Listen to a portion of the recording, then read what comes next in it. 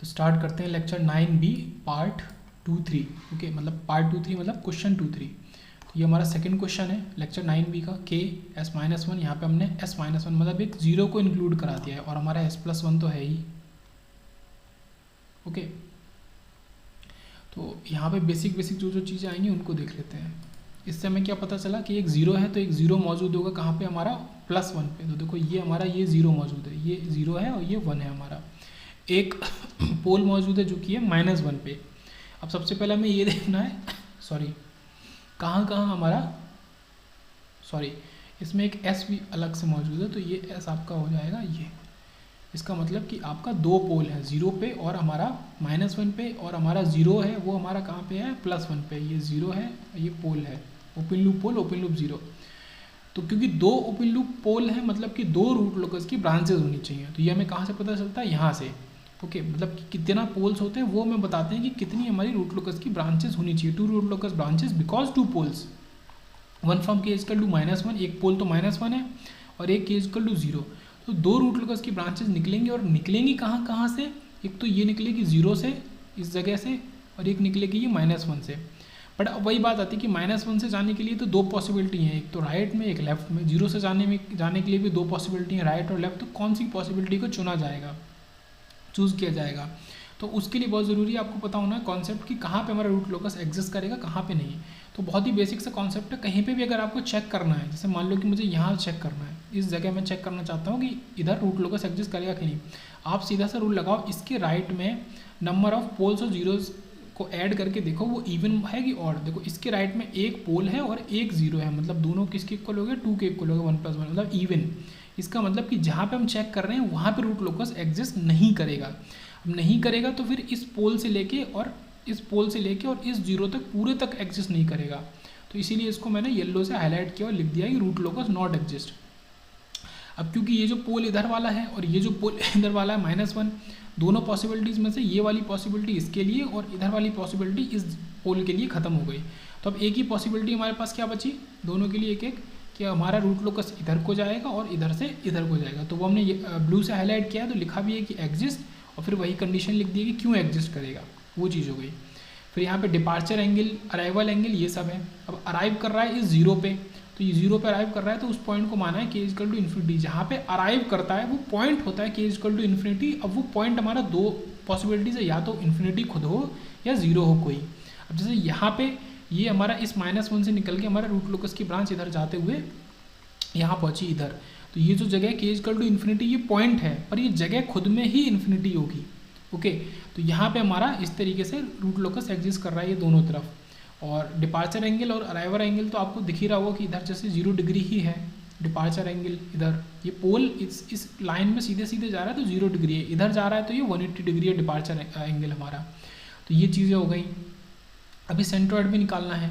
Okay, और यहाँ पे वही चीज़ है कि दो रूट लोकस की ब्रांचेज होंगी, क्योंकि दो पोल्स हैं, दोनों निकलेंगी कहाँ से, एक k इक्वल टू -1 से, दूसरी k इक्वल टू 0 से।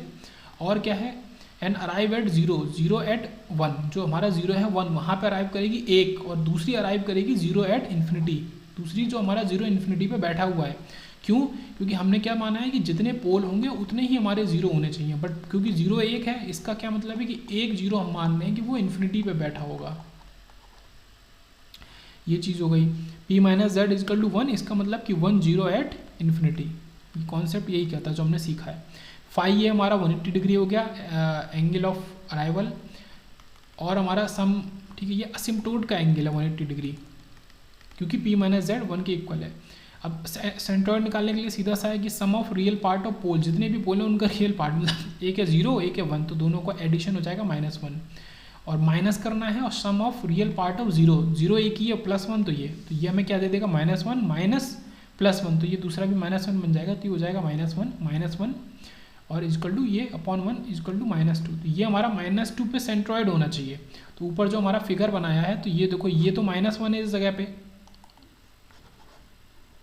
तो ये जो पॉइंट आपको दिख रहा होगा ये इस जगह पे सेंट्रोइड हमारा लोकेटेड होगा -2 पे।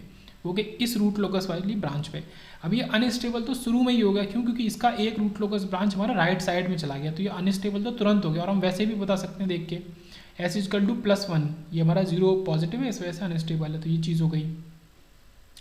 उसके बाद क्या है कि रूट लोकस ब्रांच जो है हमारा वो सिमेट्रिक है with respect to real axis, ये तो हमें दिख भी रहा है कि सिमेट्रिक है, बट ये अनस्टेबल हो गया तुरंत ही। क्यों unstable? One root locus lie completely on the right side, इस वजह से ये अनस्टेबल हो गया। अब क्या करते हैं, एक छोटा सा कॉन्सेप्ट बोला या इंपॉर्टेंट पॉइंट बोला, वो इस क्वेश्चन की मदद से हमें समझना था, उसी को देखते हैं। हम D K upon D S अगर निकालें तो पहले क्यू एस निकालना पड़ेगा, S square plus K into S minus one equal to zero. अब इससे पहले के निकालो, फिर D K upon D S, S equal to आप निकालोगे तो ये देगा हमको कुछ ये वैल्यू 2.4 और माइनस 0.4 ये वैल्यूज़ देगा। अब आप इनको चेक करो तो ये दोनों ही वैल्यू हमारे रूट लोकस के ऊपर लाई नहीं करती, ठीक है। ये क्या है कि not lie on the root locus, so neglect them या रिजेक्ट देम, ये दोनों ही वैल्यू हमारी यूज़ नहीं होंगी, ठीक है, आर नॉट इन यूज़। और ऐसा क्यों है वही समझना बहुत ज़्यादा ज़रूरी है। ये दो पॉइंट निकाले, इन्हें क्या बोलेंगे, सैडल पॉइंट। तो ये दोनों ही देखो माइनस 2.4 एक तो है, सॉरी एक प्लस 2.4 है और एक माइनस 0.4 है। तो आप इसमें देख के साफ बता सकते हैं कि आपका -4 कहीं कहीं यहाँ पे मौजूद होगा, -0.4 और प्लस 2.4 इस 1 के आगे, प्लस 2.4 यहाँ मौजूद होगा। दोनों ही रूट लोकस पे एग्जिस्ट नहीं कर रहे हैं। ये जगह भी वही जगह है, ये वाली जहाँ पे रूट लोकस एग्जिस्ट नहीं कर रहा है। तो ये चीज़ हो गई। तो आगे फिर देखते हैं क्या होगा। यहाँ पे कॉन्सेप्ट क्या कहता है कि if there is saddle point then roots are, ठीक है, find by D K upon D S. अगर सैडल पॉइंट है तो उनको आप निकाल सकते हैं D K by D S से, लेकिन D K by D S का सॉल्यूशन जरूरी नहीं कि सैडल पॉइंट हो। ओके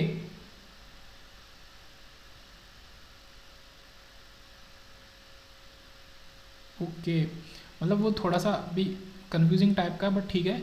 वो कहना चाह रहा है कि अगर सैडल पॉइंट है, सैडल पॉइंट वो रूट्स होंगे जो आप D K by D S से निकालेंगे, but D K by D S का सॉल्यूशन ज़रूरी नहीं कि सैडल पॉइंट हो। देखो इसका सीधा सा मैं बता दूं मतलब क्या है कि आपने D K by D S के जो सॉल्यूशन निकाले उसमें आपने अभी उसमें दो पॉसिबिलिटीज़ हो सकती हैं, दो, मतलब ये पॉसिबिलिटी क्या एज ए फिल्टर काम कर रहा है कि अभी उन रूट्स को इस उसके सॉल्यूशन को D K by D S के सॉल्यूशन को इस फिल्टर से होके गुजरना पड़ेगा। अगर वो लाई करेंगे कहाँ पे, रूट लोकस पे, रूट लोकस की ब्रांच पे, तो वो हमारे सैडल पॉइंट होंगे। और अगर वो नॉट लाई करेंगे तो हमारे वो सैडल पॉइंट नहीं होंगे।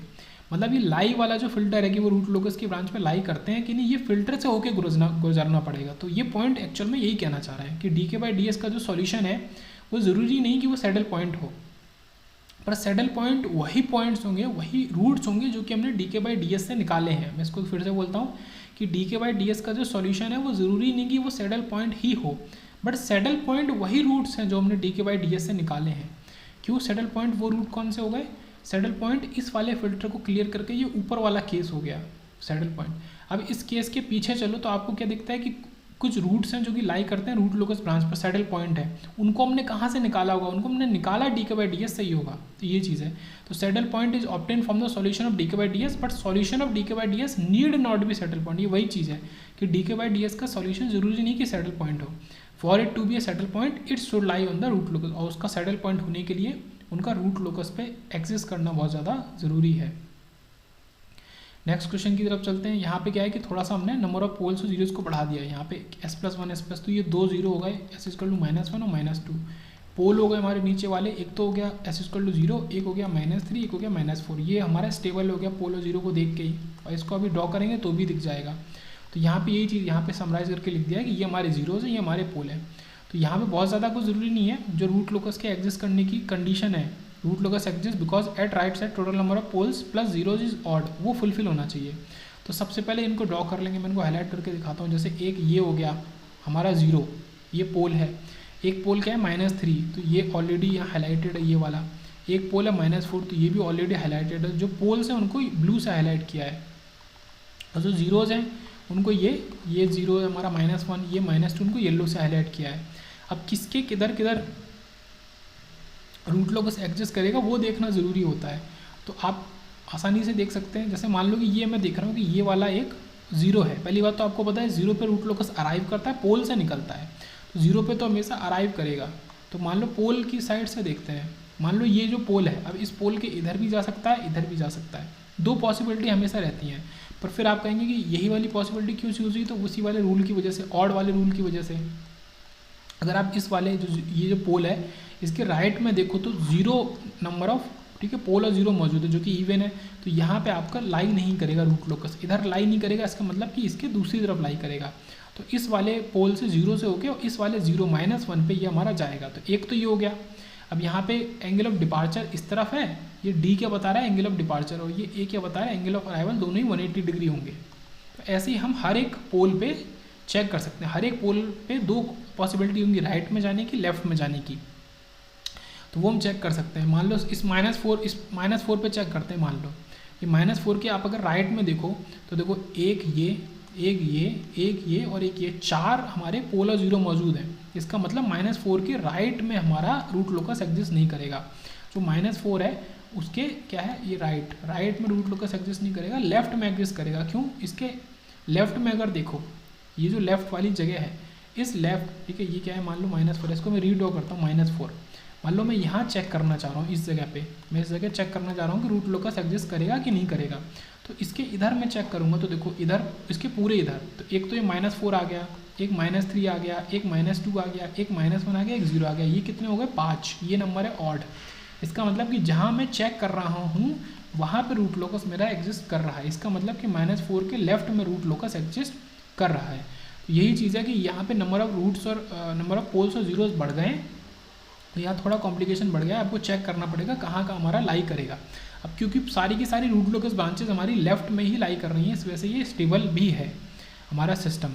ओके, और असिम्प्टोट कैसे कैसे निकलेंगे वो देख लेंगे। बाकी क्या है कि ये जो यहाँ बताया है कि जो D for departure, A for arrival, जैसे कि ये वाला जो है, एक बात हमेशा याद रखें कि आपका अगर एक पोल से निकल के राइट में आपका जा रहा है रूट लोकस की ब्रांच, तो उसका क्या मतलब होगा, आपका एंगल ऑफ डिपार्चर होगा 0 डिग्री।